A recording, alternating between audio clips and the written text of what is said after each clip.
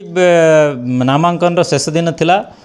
नवरंगपुर लोकसभा आज नामांकन हवा सहित विधायक प्रार्थी 4 जन नवरंगपुर जिलार से नामांकन दाखिल कर या सहित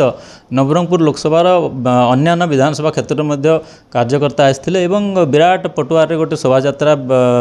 चली जोटा पाखापाखि 15,000 ऊर्ध्व कार्यकर्ता बहुत उत्साह सहित योगदान करते निश्चित भाव में एटा गोटे अद्वितीय रैली बोली मु कहि एवं एटा ही दर्शाऊँगी जे भारतीय जनता पार्टी प्रति मोदी प्रति एवं विगत 10 वर्ष मोदी जो काम करचंती समग्र भारत वर्ष सहित ओडिशा एवं नवरंगपुर जिला जदिओ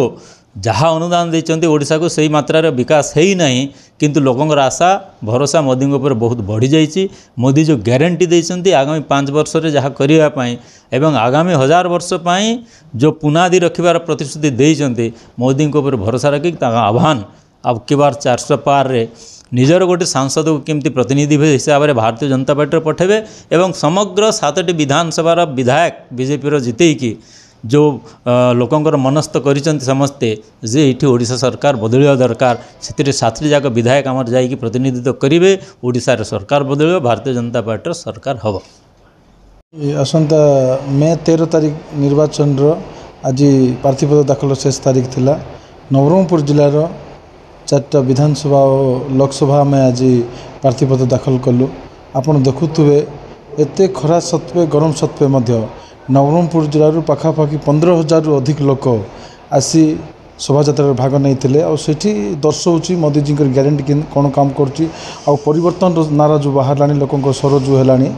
तारपे आज लोक ये भर्ती होती और निश्चय भारतीय जनता पार्टी आगामी इलेक्शन 4टा एमएल सहित एमपी जीतब और राज्य सरकार होगा सहित केन्द्र में 400 पार हो। निश्चय आज जो नामांकन शोभा थिला भारतीय जनता पार्टी आज आम समस्ते सांसद सहित 4 विधायक भी आज नामांकन पत्र आमर दाखिल करिछु आउ ये प्रबल खरा सते भी एते ताती भितरे भी आज लोक भारतीय जनता पार्टी को भल पाउछन्ति आउ हजार हजार संख्यार प्राय 15,000 ऊर्ध्व संख्यार समावेश होती विराट रैली आउ लोक शतप्रभुत भाव में भी वर्तमान भारतीय जनता पार्टी सामिल होती ये सारा भारत वर्ष रे जो प्रकार मोदी लहर चली वर्तमान ओडिशा रे भी गोटे बड़ परिवर्तन देखा जाउछि आउ ये निर्वाचन रे निश्चय भारतीय जनता पार्टी सबू सीट जीतब ये परिस्थिति सृष्टि हो गलानी जेहेतु मोदी ग्यारंटी वर्तमान देश रे काम करुच्ची मोदी जी जहाँ कहती आउ आज लोक जानीपारे दीर्घ 25 वर्षर शासन रे ये सरकार रे लोकों को मिछ कहे मजी केंद्र सरकार रो योजना को हाईजैक करे निज योजना जो कहूले आज प्रकृत रे जो गरीब कल्याण योजना गुड़ाक जो होता केंद्र सरकार नरेंद्र मोदी जी तेणु लोक निश्चय एथर परिवर्तन करेंगे एवं भ्रष्टाचारी सरकार को हटई भारतीय जनता पार्टी सरकार ओडिशा रे बनिबो ये सुनिश्चित हो सारी। सर बहुत मोर नमस्कार मो डाबगाम विधानसभा विधायक प्रार्थी आज 25/4/2024 एमपी सेगमेंट जड़े एमपी और 4 जन विधायक आसे 4 जन विधायक प्रार्थी आज नॉमिनेशन फाइल करथिलु एवं एते खरा सत्य मध्य शतप्रत भाव में मोर डाबगाम निर्वाचक मंडली 4टा जाक निर्वाचक मंडली आसते मोर 15,000 ऊर्ध्व लोक आसते जबरदस्त आम क्या डाकिनु तांकर निज स्व इच्छा भारत सरकार आभिमुख्य तांकर योजना तांकर विचारधारा तांकर प्रगतिशील जो चली डेवलपमेंट चली से सब को अनुध्यान करी भारतीय जनता पार्टी केमती जितेबा से अनुसार निज निज भितर डिस्कसन कर समस्ते आम रैली में जोग